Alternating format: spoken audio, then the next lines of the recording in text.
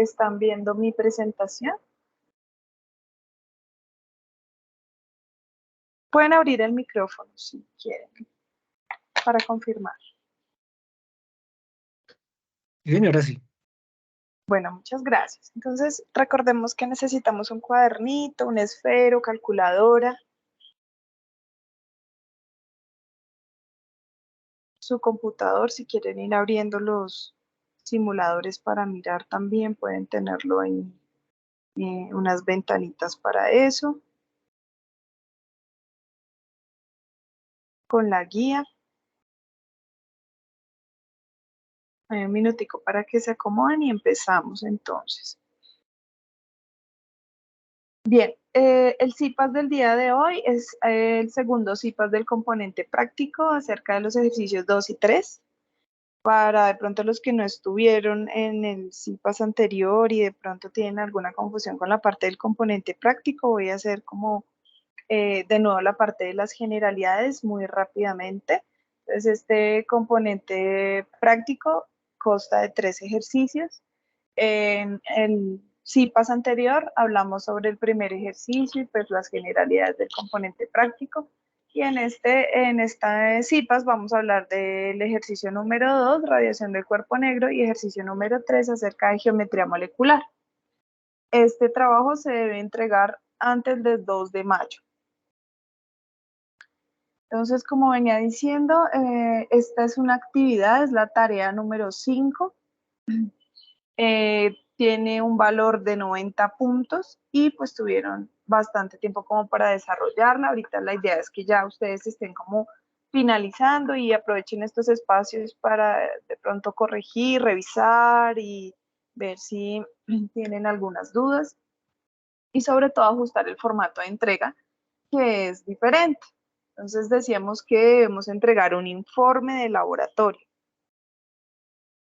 Y ese informe de laboratorio pues consta de una portada, unos objetivos, los objetivos están para cada uno de los ejercicios, el fundamento teórico debe ser un mapa conceptual que se debe hacer en una hoja. Sin embargo, yo les sugería que si querían podían hacer un mapa conceptual por cada ejercicio y separar así las temáticas, al igual que podían hacerlo con los procedimientos y cada uno de los puntos, para que quedara un poco más ordenado. Entonces se puedan poner, hacer una única portada, el objetivo, el mapa conceptual, procedimiento, datos experimentales, cálculos, gráficas, análisis y conclusiones de un ejercicio. Luego el segundo y luego el tercero para no mezclar toda la información.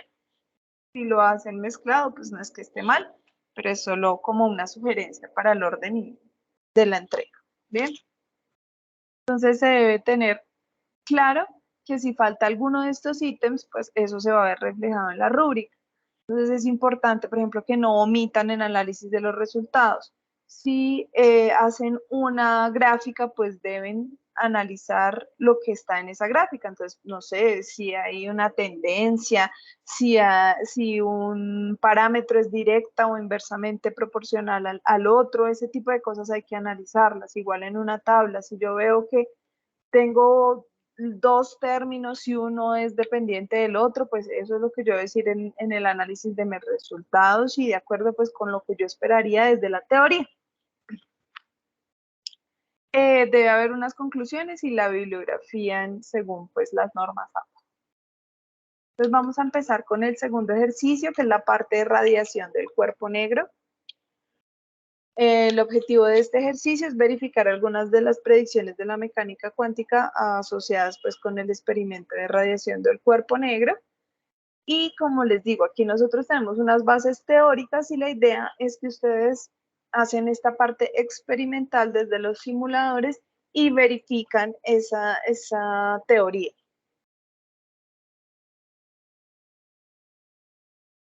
Bueno, esta es la tablita que les aparece a ustedes en la guía. Nos da unas temperaturas, nos pide hacer la conversión de longitud de onda y finalmente pues nos da la ecuación de la ley de Wien, donde tenemos que hallar pues la longitud de onda máxima, ¿sí? Pues aquí, ¿qué relaciona esta ecuación? Pues tiene la constante Wien, está en metros por Kelvin y está dividida por la temperatura, ya que cuando se cambia la temperatura, pues esto va a tener un efecto sobre la longitud de onda, que es lo que queremos comprobar a través del simulador. Si la temperatura está aquí dividiendo y aquí esto está en metros por Kelvin, yo esperaría que esta longitud de onda me diera como resultado en metros, por tanto debo cancelar los Kelvin, por eso pues la temperatura acá abajo debe estar en Kelvin, Kelvin con Kelvin se cancela y me quedarían los resultados en metros. Y para poder hacer esa comparación desde lo teórico que sería la resolución de la ecuación con lo que nos arroja el simulador, pues este valor también tiene que estar en metros, ¿no? Entonces esta longitud de onda máxima experimental, por decirlo de alguna manera, que nos da el simulador, debe estar en metros para poder hacer algún tipo de comparación con esta que es la teórica, ¿verdad? Como para que tengamos en cuenta el por qué o el para qué hacer estas conversiones. Y pues miremos a ver en qué unidades nos lo va a dar el simulador. Bueno, veo una mano levantada, puedes abrir el micrófono y hacer la pregunta. Buenas tardes, tutora. Buenas tardes. Una pregunta. En mi grupo estamos trabajando solo 3 estudiantes. Entonces, la pregunta es, para nosotros 3 tenemos que completar la información de todas las tablas y responder todas las preguntas o solo los ejercicios de nosotros 3. En el caso del componente práctico, no importa si Sí, la señora. entrega es individual o grupal, debe resolverse de manera completa. Entonces, pues si hay una persona, por ejemplo, en un grupo que esté trabajando solita, que esté entregando de manera individual por alguna razón, tiene que entregar la actividad completa. Vale, gracias, tutora. Bueno, continuamos entonces. Vamos a ir a este simulador. Lo tengo por acá abiertico. Bueno, esta es como la introducción del simulador. Entonces selecciona el simulador, carga el simulador y entonces, bueno, aquí tenemos una gráfica que nos va a relacionar la longitud de onda y está en micrómetros. Y tenemos pues la densidad de la potencia espectral, ¿cierto? Nosotros, ¿qué esperaríamos? Que si nosotros variamos la temperatura, pues haya una variación en esa longitud de onda, ¿verdad? Que es lo que estábamos viendo o hablando ahorita en la tablita con la ecuación de Wien. Entonces, para poder ver esos datos más fácilmente y no tener que contar las rayitas, pues entonces nosotros le vamos a pedir al simulador que nos dé los valores en la gráfica, nos ponga las etiquetas para yo poder saber en qué parte del espectro me estoy moviendo y para poder saber cuál es el valor de la densidad de la potencia espectral y cuál es la longitud de onda. ¿Cuál va a ser la longitud de onda máxima? Pues va a ser la longitud más alta o el lugar en donde está más alto a la densidad de potencia espectral. Esa va a ser la longitud de onda máxima. Y pues eso es lo que me está señalando la gráfica. Los cambios de temperatura, pues los voy a hacer aquí como con este termómetro. Y ahí me va a ir indicando pues también los cambios que puedan haber en cuanto a la longitud de onda. Recuerden que la longitud de onda está en micras y en la tabla nos lo piden en metros. Entonces, ahorita vamos a hacer unos ejercicios de conversión como para que lo practiquemos. Bueno, esto es como el simulador, es muy sencillo de manejar, entonces yo creo que ahí no van a tener ningún inconveniente. Entonces vamos al ejercicio que nos piden acá, que es hacerlo para 4500 Kelvin. Entonces, para 4500 Kelvin, esto digamos que ya es la fotografía del simulador, entonces yo ajusto la temperatura a 4500 Kelvin y ya me va a arrojar aquí los datos que requiere. Entonces, vamos a acordarnos de este valor, que es 0,644 micrómetros, ¿no? Entonces, es muy importante que recordemos las unidades en las que nos están dando los datos para que podamos ajustarlo según las ecuaciones. Eso no es solo importante para este ejercicio, sino para todos los ejercicios que hacemos, ¿verdad? Entonces, ¿qué es lo primero que hay que hacer? La conversión, sabiendo que una micra es igual a 1 por 10 a la menos 6 metros. Como el valor que tenemos de longitud de onda máxima es de 0,644 micras. Recuerden que abajo siempre ponemos lo que queremos cancelar, que sería micras. Si ustedes ya estarán haciendo esto, por favor, en la calculadora, me regalan el resultado que les da aquí en metros, ya que micras se cancela con micras y este resultado nos va a dar en metros. ¿Cuánto les da? Profe, ¿lo entregamos en notación científica o completo el número? Porque daría 6,44 por 10 a la menos 7 metros. Sí, lo podemos poner así o también de pronto a los que se les dificulte el trabajo con la notación científica, pues lo pueden poner completico, que sería escribir todos los ceros. Lo voy a hacer acá como para que tengan la idea y lo hacemos en las dos. Entonces,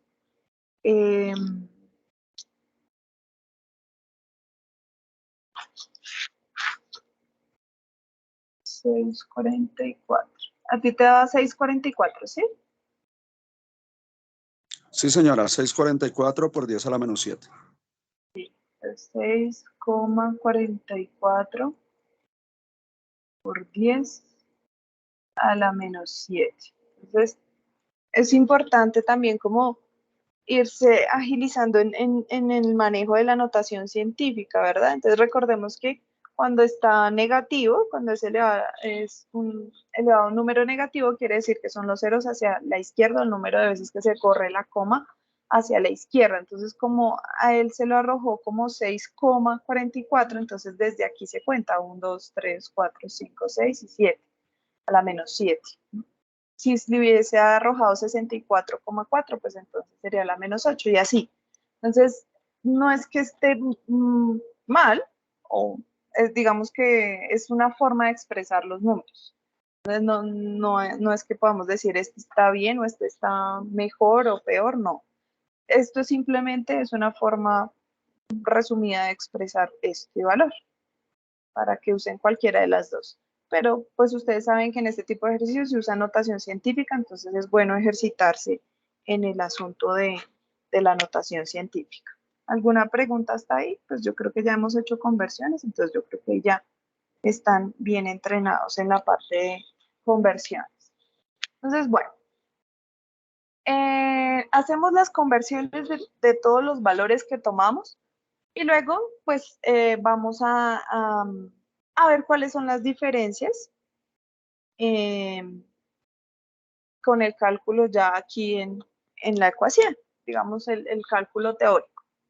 Entonces, simplemente pues dividimos por la temperatura, que en este caso pues es 4.500 Kelvin. Como habíamos dicho, Kelvin se cancela con Kelvin y este resultado nos va a dar en metros.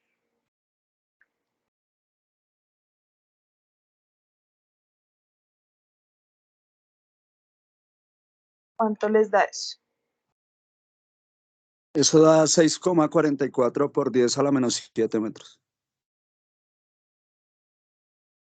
Bueno, ahí sí, digamos que es bueno ampliarle un poquito los números a la calculadora para poder ver más decimales y poder ver las pequeñas diferencias entre lo teórico y lo experimental, que es muy, muy poquito. Entonces, por ejemplo, en el anterior, Sí, o sea, lo damos sin aproximación, ¿verdad? sí, entonces la idea, bueno, si pusiéramos todos los ceros,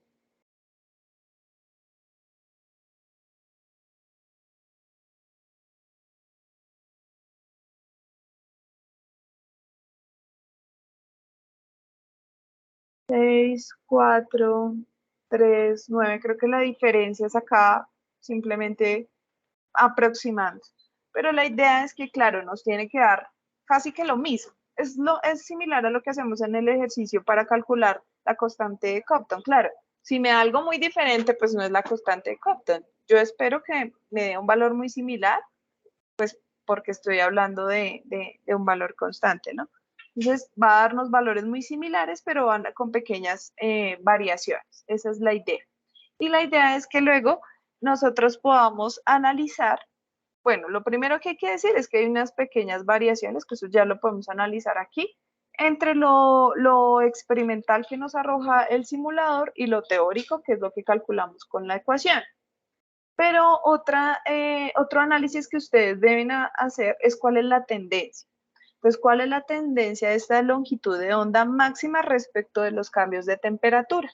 Entonces, ¿qué pasa a medida que aumenta la temperatura con esa longitud de onda máxima y por qué? ¿Qué sustento teórico tiene? Entonces, ese es el análisis de resultados que uno espera que ustedes argumenten en sus informes de laboratorio. O sea, ese espacio de análisis de resultados no puede estar vacío. Esto es lo que vaya. Bueno. Y luego tienen como un ejercicio, aquí vamos a hacer algo similar como para entrenarnos. Entonces, aquí dice que utilizando la ley de desplazamiento de Wien, resolvamos este ejercicio. Una estrella que irradia energía lo hace con una longitud de onda máxima de 700 nanómetros. ¿Cuál es la temperatura de la superficie? Pues aquí es al revés porque nos están dando la longitud de onda, nos están dando este dato y tenemos que encontrar la temperatura. Entonces aquí como una serie de pasos para poder resolverlo. Entonces, lo primero que hay que hacer es despejar la ecuación, ¿verdad? Porque lo que necesitamos es temperatura. Entonces ya ustedes irán ahí en su cuadernito despejando la ecuación para que me digan cómo les queda. Verificar las unidades de medida. Entonces, ¿qué unidades de medida debo trabajar acá? ¿No? Entonces, ¿en qué unidades de medida debe estar esta longitud de onda? Entonces, no debe estar en nanómetros, sino en metros. Entonces, por eso tenemos aquí el factor de conversión. Entonces, lo primero que hay que hacer es la conversión de 700 nanómetros a metros. Entonces, como ya hicimos un factor de conversión antes, yo creo que ya les queda facilito hacer ese factor de conversión y me dictan muy rapidito el resultado.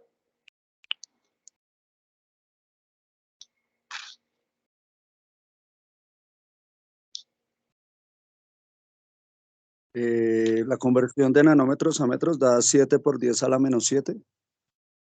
7. Metros por 10 a la menos 7 metros. Y la temperatura total de 4139.42 Kelvin. Listo, pero ¿cómo hiciste para despejarlo? Entonces, ¿cómo te quedó esa ecuación? Te quedó que la temperatura es igual a ¿qué? La temperatura queda sobre 0.0028976 sobre la longitud de onda. Exacto. Entonces, hacemos el despeje de la ecuación.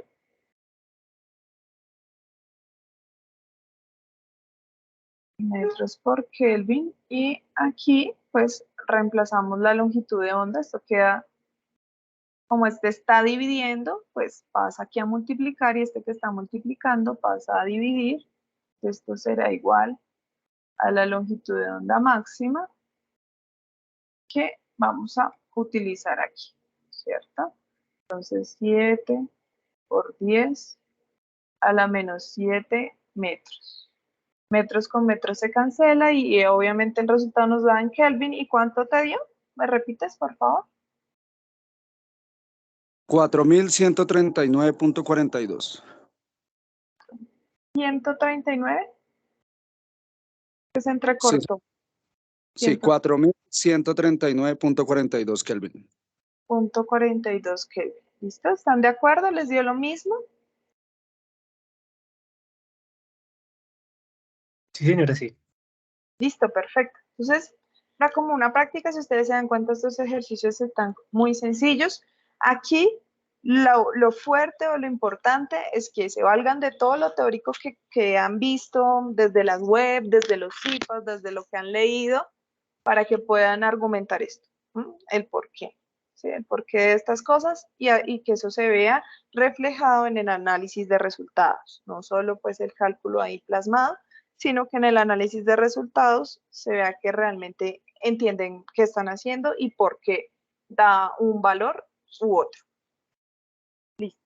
Entonces, este era como similar al ejercicio que tienen que hacer y si no sé, pues si hay preguntas hasta este momento para pasar al siguiente ejercicio.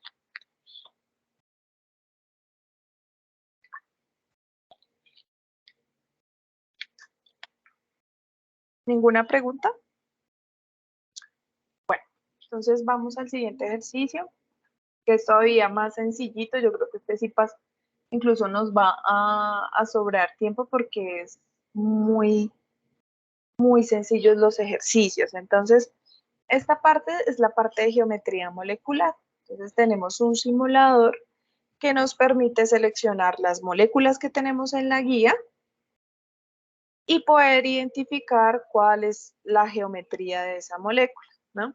Entonces, vamos a ver un momentico el simulador.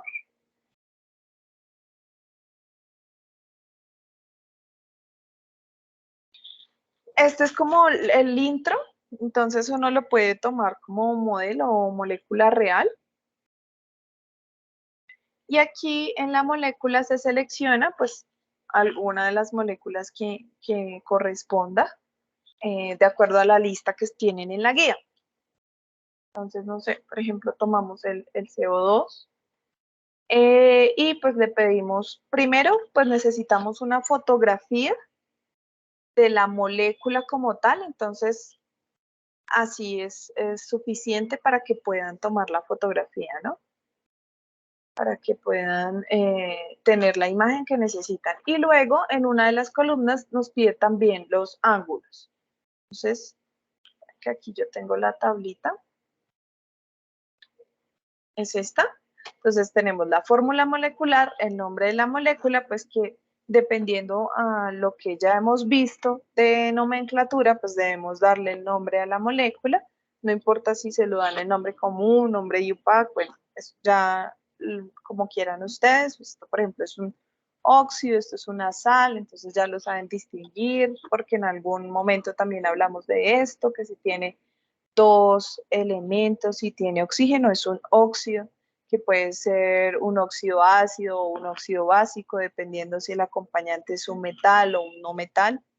Aquí pues hablamos de una sal porque estamos hablando pues ya de combinación de otros elementos y así sucesivamente vamos mirando qué tipo de compuestos tenemos. Tenemos unos videos también de apoyo para los que no recuerden la parte de la nomenclatura y pues ya en este punto lo pueden hacer también por consulta, ya que el énfasis está dado en la parte de geometría molecular, ¿no?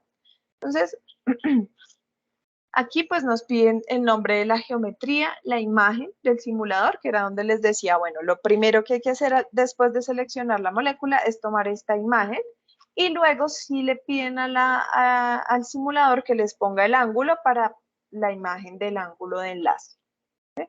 Como para que les quede ordenadito y no les quede como en los dos lugares el ángulo de enlace, sino que ustedes sepan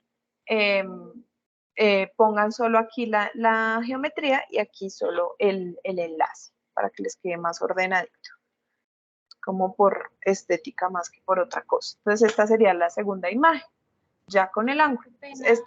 Dime. En geometría, ¿qué es lo que se coloca? Es que no te entendí muy bien, qué pena. Bueno, la geometría molecular no la da el simulador, ¿no? Y en las dos últimas columnas son las imágenes, las foticos. Entonces, les decía que en la primera fotico es así solito y en la segunda es con el ángulo. Y pues acá nos da la geometría molecular. Recordemos que es diferente si tiene pares de electrones libres o no. Entonces, si tiene pares de electrones libres, entonces podemos hacer la diferencia entre la geometría de los pares electrónicos o la distribución de los pares electrónicos y la geometría de la molécula.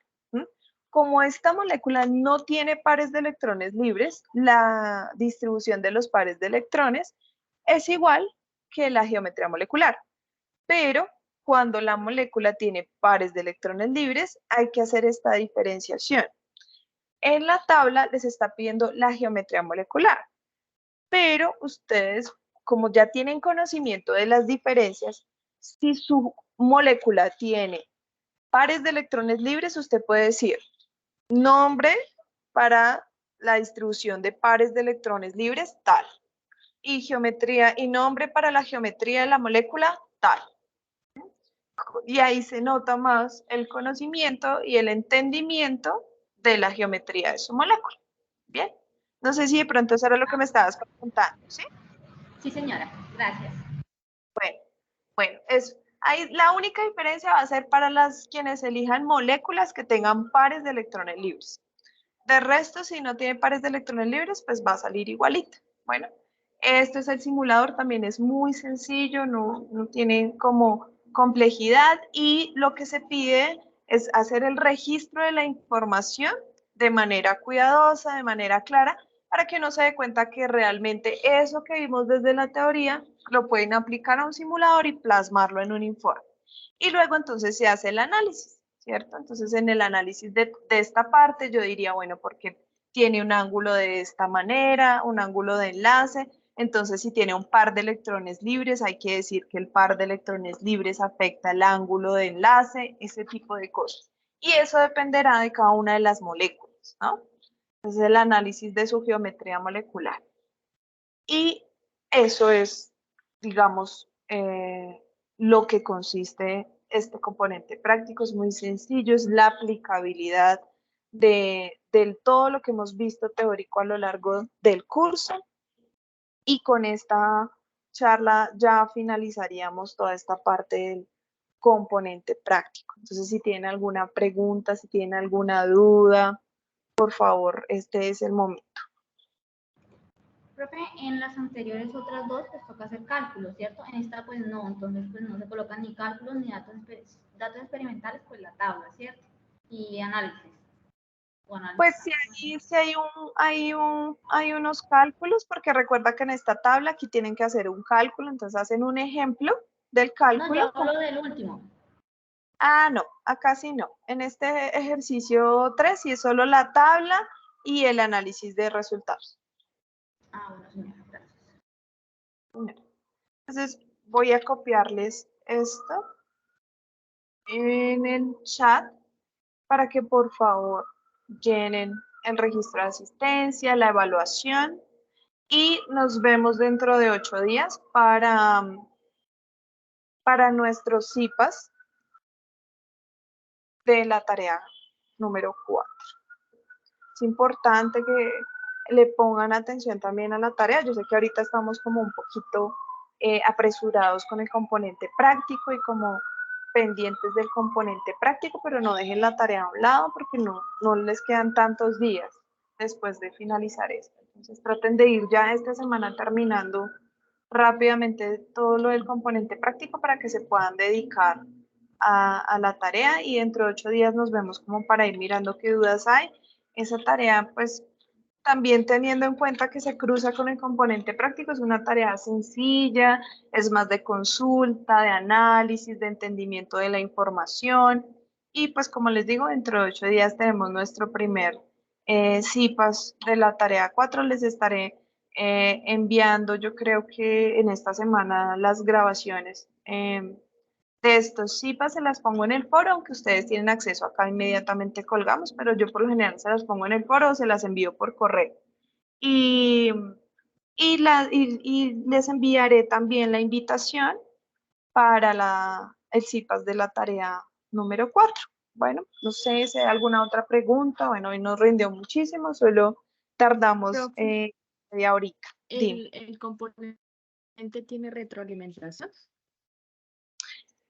Pues digamos que el componente práctico, como su nombre lo indica, es como poner en práctica lo que vimos en las tareas, ¿sí? Entonces, y como es tan sencillo, pues no tiene mucho sentido como que entraría casi que a resolverlo. Sin embargo, yo a veces miro y si veo, por ejemplo, que tuvieron un error en calculadora, les digo como verifiquen los cálculos, algo así, pero no entro en detalle porque pues no tendría sentido, terminaría como calificando pre la entrega, ¿no? Que no tiene mayor sentido, ¿sí?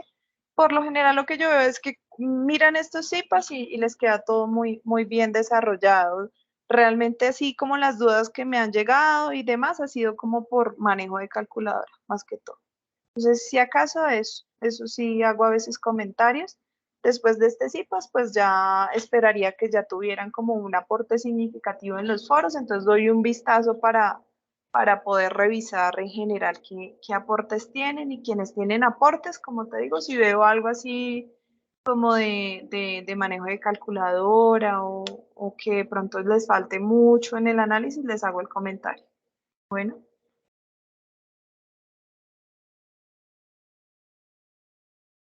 ¿Alguna otra pregunta? Bueno, alguien pregunta por el enlace del CIPAS anterior. Todos tienen acceso porque recuerden que todos estamos en el grupo, ¿no? Entonces ustedes en su Teams van a equipos, entran están viendo, ¿verdad? Sí, pueden ver lo que estoy haciendo. Entré al grupo. Sí, señora. Entré al grupo y van a archivos.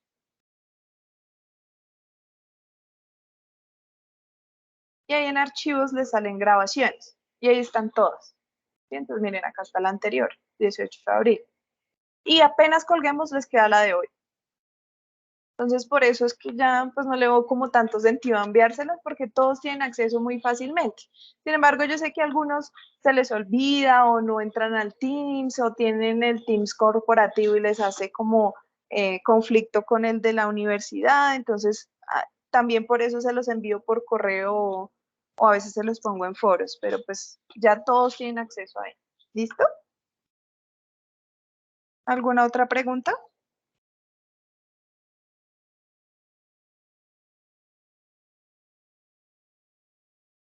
Aprovechen que tenemos tiempito porque acabamos rapidito.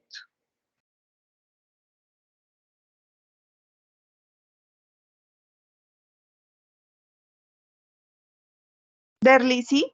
¿Pudiste entrar? ¿Te ayudé con el ingreso al enlace?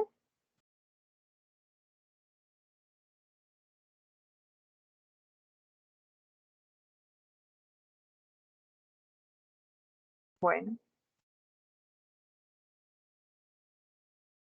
De nuevo les recuerdo entonces, por favor, llenar la evaluación, el link de asistencia y si no hay más preguntas, entonces pues yo estoy ahorita como en el proceso de calificación todavía de la tarea 3, entonces en estos días ya recibirán mi correo que dice que ya tienen sus notas y ya nos pondremos como en la tareita de mirar la tarea número 4 y empezaremos con los IPAs y avanzaremos ya para ir cerrando las tareas del curso. Bueno, entonces quedo pendiente cualquier cosa, igual ustedes me hablan por Teams y yo les contesto. Voy a detener la grabación. Muchas gracias por asistir.